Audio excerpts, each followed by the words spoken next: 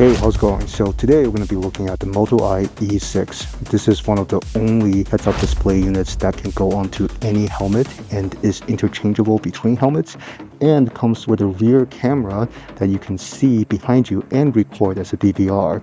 And it's waterproof, got roughly 3 to 4 hours of battery depending on how you use it, and it's got Apple CarPlay, Android Auto, and the whole mesh intercom system so that you can talk to your friends while riding. It's got 2 headsets, which sounds pretty good, and a microphone as well. But in my testing, I didn't really use them because my helmet already came with its own Bluetooth, so I was just testing to see if this whole computer on your head works well with other systems as well. So let's get started with the review. First is unboxing. I've done that in another video already. If you're interested in that, go watch that video. Make sure you come back to see the rest of the review. I've been using this for a little bit more than a month now, and I really like it. There are some quirks here and there because this is a first generation product, but for a first generation product, it's actually pretty good.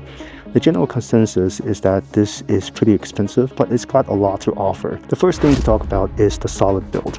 Everything here is extremely solid. Let me get a little bit closer.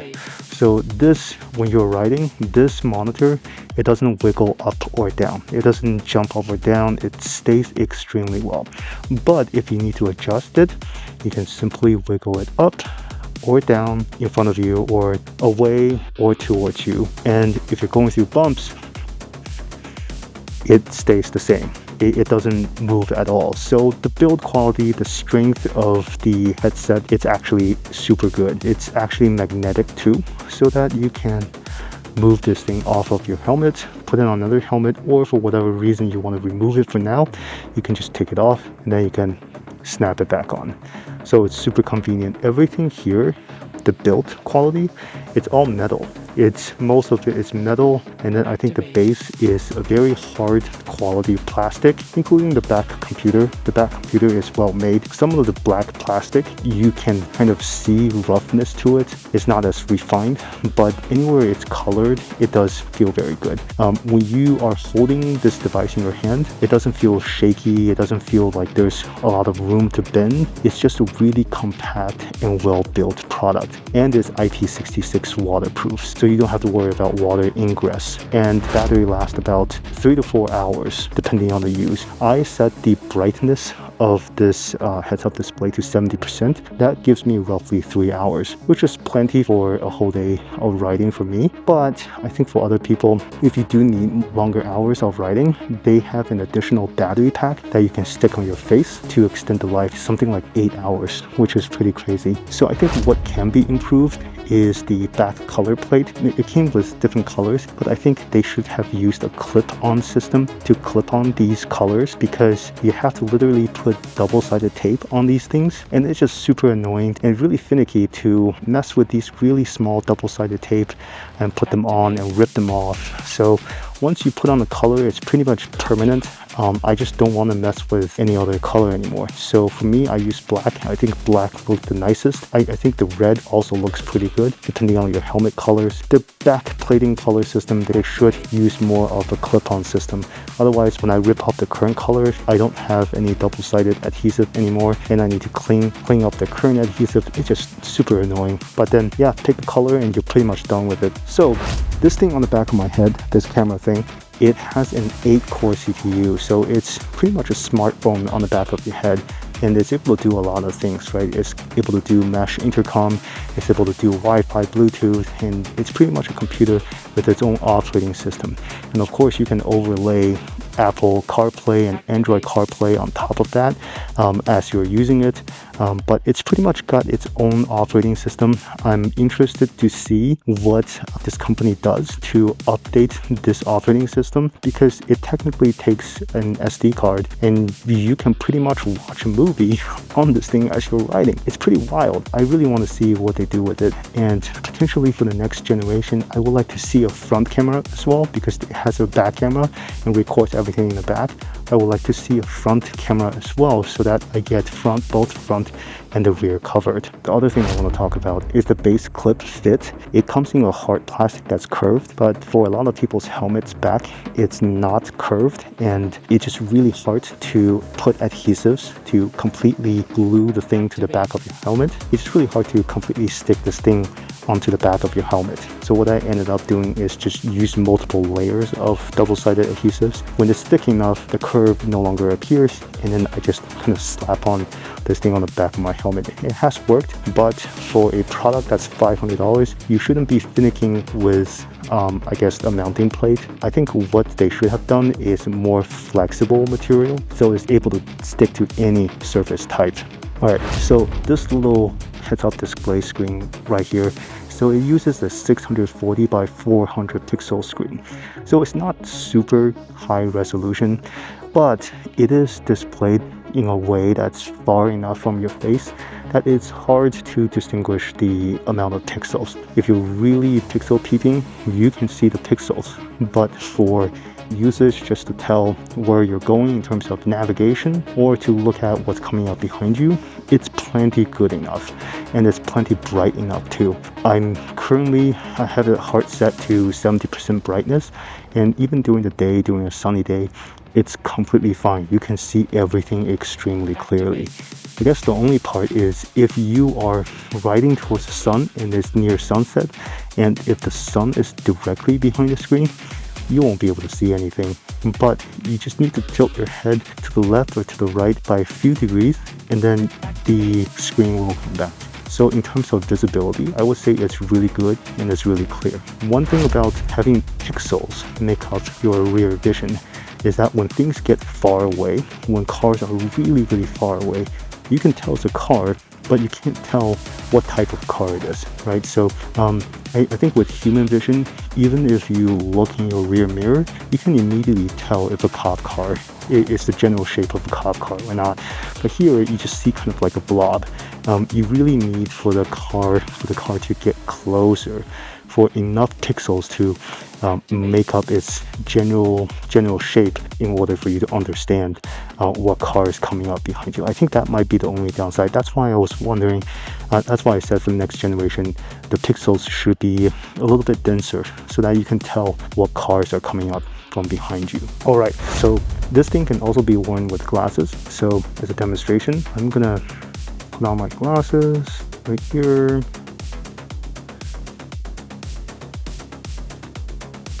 Cool. So this thing also works with glasses as well. I'm completely fogged up right now because of my own breathing. I can actually see the heads-up display extremely well. And I think it's even a benefit to have glasses because you can just push up the heads-up display against your glasses. That sets like a maximum distance between you and the heads-up display. And also, if you think this thing is blocking your vision, right, you don't like it or you don't want it for now and you need to talk to someone, all you gotta do is this. And you can have your entire vision back and you talk to someone, and then you just push this right back to where it was. It remembers its position, so you don't need to wiggle it up and down. I think the only thing that you need to kind of get used to is to look up instead of look down. I'm so used to looking down on my dashboard from time to time that even with this, sometimes I forget. I'm just like looking down up, and then I'm like, oh wait, I'm a dumbass. I need to look actually up here. So this is kind of like a muscle memory that you need to train for yourself. I would say after like 1 to 2 rides, maybe about an hour into riding, everything will kind of fall into place. You'll get really comfortable just looking up right here. And I would say if you're just sitting on your couch and you're looking at this, you're like, oh, it's not so bad for me to just look down here. But it is game changing when you never need to turn your head down and you can keep your eyes on the road. And sometimes I just use my peripheral vision to kind of gradually glance at what is coming up. And sometimes I don't even need to look at the screen on my heads-up display to know that there is actually a right turn coming right up just from my peripheral vision. Right, so it's incredibly useful in that regard as well. And like what I said, this thing has its own native software, and the native software, it's pretty basic. It's just some settings for you to set brightness, some settings for you to set connectivity, and some settings for you to set the DVR. So it's not too complex, but I wish this can be expanded on in the future so that you're not entirely dependent on the Apple CarPlay ecosystem or the Android Auto ecosystem. What I wanted to see more is the telemetry data. It offers you your current speed, and that's it. On your mobile device, if you connect it, it's going to show you a bunch more telemetry data because there's actually a GPS included in this mini computer on the back of your head. Now, what I wanted to see is a bunch of telemetry right here. I can see my speed, average speed, elevation, temperature, and all that stuff. I really want to see that, and I know this device has the capacity to do so. So I really want to see this company succeed and be able to iterate on their software so that I'm not entirely dependent on the Apple CarPlay ecosystem. And this is the button that is included, so you can navigate the icons inside of your helmet with this thing. You can go left and right. These buttons are big and they're clicky. Even if you have gloved hands on, they should be super easy to use. And the button that you see up here, it has a camera button. Whenever you click on it, it goes directly to your rear camera for a couple of seconds, and then it goes back into whatever you were looking at before, such as navigation. This remote is super handy. Sometimes I just keep it in my pocket. I don't need to put it on my handlebar, but if you do, you can buy 2 different mounts, and then you can just put it onto the motorcycle that you're riding on and switch in between them, just like your helmet. So it's super convenient for you to be able to switch them. Oh yeah, the remote camera DVR has a 1080p display, so you can record in 1080p or 720. If you want to conserve your battery, you should just record in 720. And also, there's no stabilization effect for this camera, so everything that you have will be kind of shaky. There's no dampening at all, so if you stare at the footage for too long, you might get kind of dizzy, I suppose. So my recommendation for the next generation is some sort of stabilization effect. Usually cameras that's put into cars, because cars don't shake up and down that much, but for motorcycles, especially if it's on your helmet and you're wiggling your head, you're looking left and right, for the person who's looking at it, it's going to be incredibly shaky. This helmet has a whole communication system. As for me, I just have this one unit, so I can't really test it, but from what I know, you can actually join a public mesh network. You can set up your own private mesh network with up to 9 nodes, 9 people within a parameter of 2.5 miles. So that's pretty nice, but I don't know if this will work with other brands of communicators. I don't have means to test that. You can also link up your communication device to a walkie-talkie and talk through the walkie-talkie through this device, which is also pretty cool. Finally, I just want to say that for a first generation product, this is actually pretty refined.